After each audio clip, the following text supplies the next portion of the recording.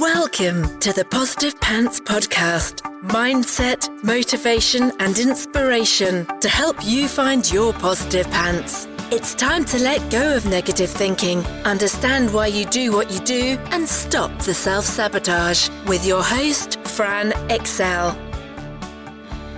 Welcome to the show. As always, it's Fran Excel, your resident subconscious success mentor, helping you find your very own pair of positive pants so you can get out of your own way and live a life that you love.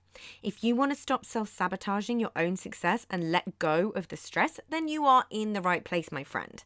Make sure you download your free Stressed to Success guided meditation at bit.ly/stress to success as my little gift to you just for being here. Please do subscribe, share and review. It really, really helps people that need to hear this message find us, and I so appreciate it. In the show notes, you'll also find details of how you can work with me and where you can get your mitts on my meditations, products, printables, programs. You can find it through the link in my bio on Instagram, which is my favorite place to hang out. So please do come join me over there at I'm Fran Excel. Tag me in your takeaways, slide into my DMs. I'm here for it.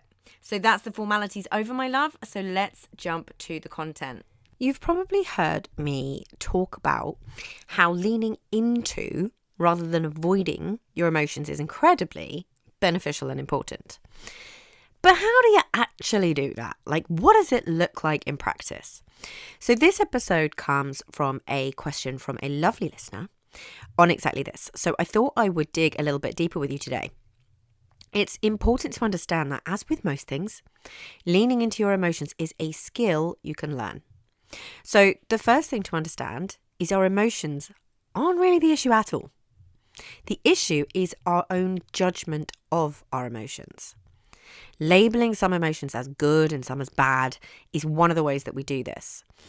Another is the beliefs we have around what it means if we feel things like sadness, anxiety, depression, things that could be perceived as negative emotions, and then what we make that mean about us.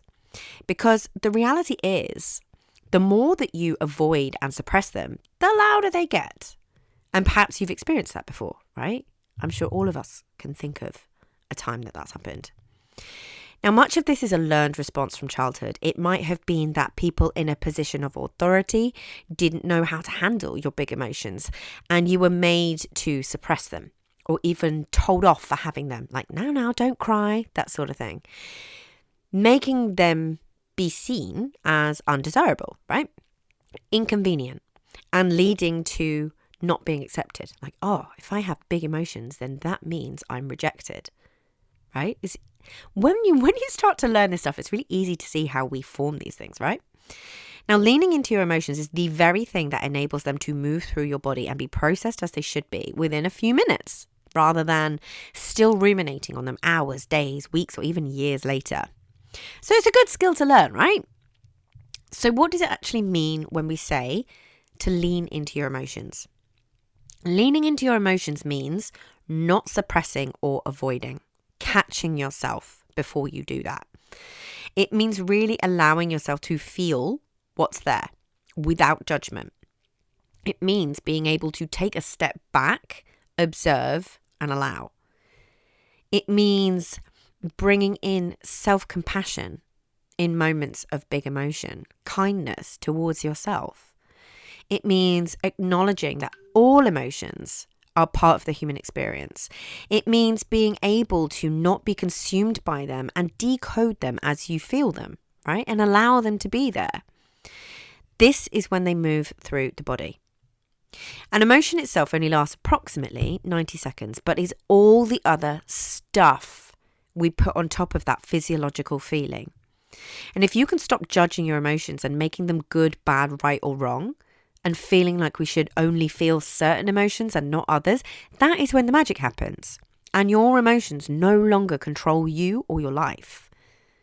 But we have to learn to feel safe expressing our emotions healthily, feeling our emotions. You might want to do this with a professional, so you have a safe space and assistance. You might feel comfortable doing this on your own or with a trusted friend. It really is up to you. Healing happens in relationships.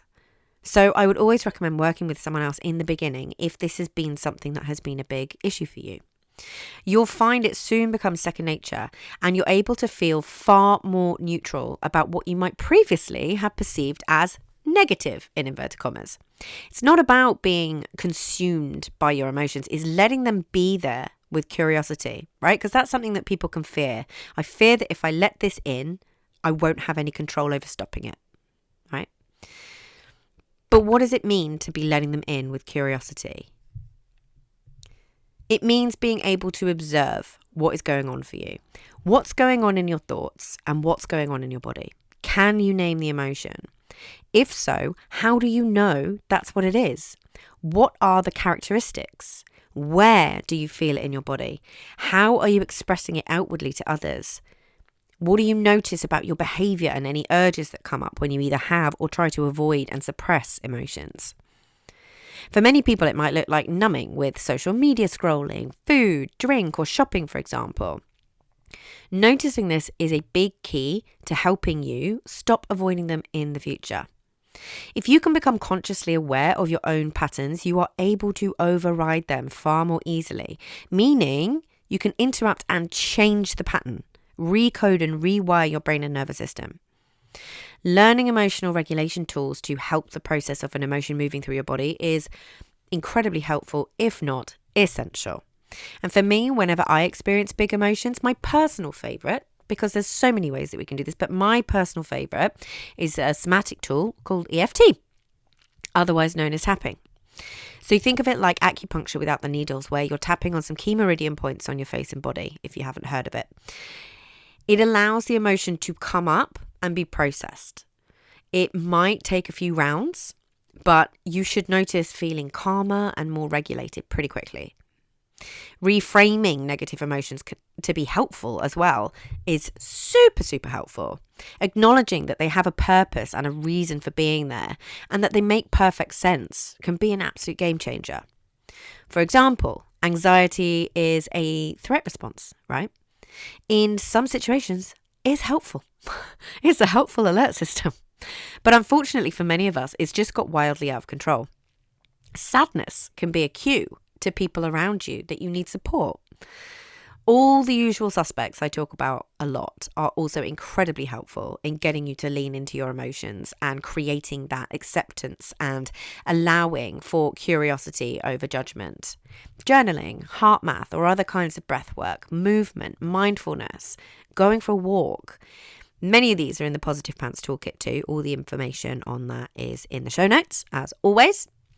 So much of life is almost like learning to dance with your emotions, not seeing them as an enemy or yourself as a failure for having them.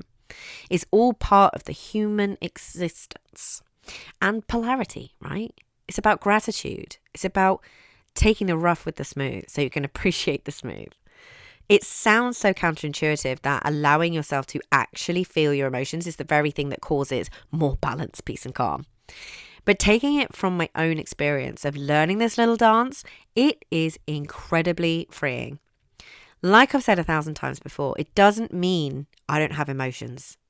It means I don't judge them or myself, and they can move on so much more quickly. And then I can find my peace again. What I like to call calm in the chaos.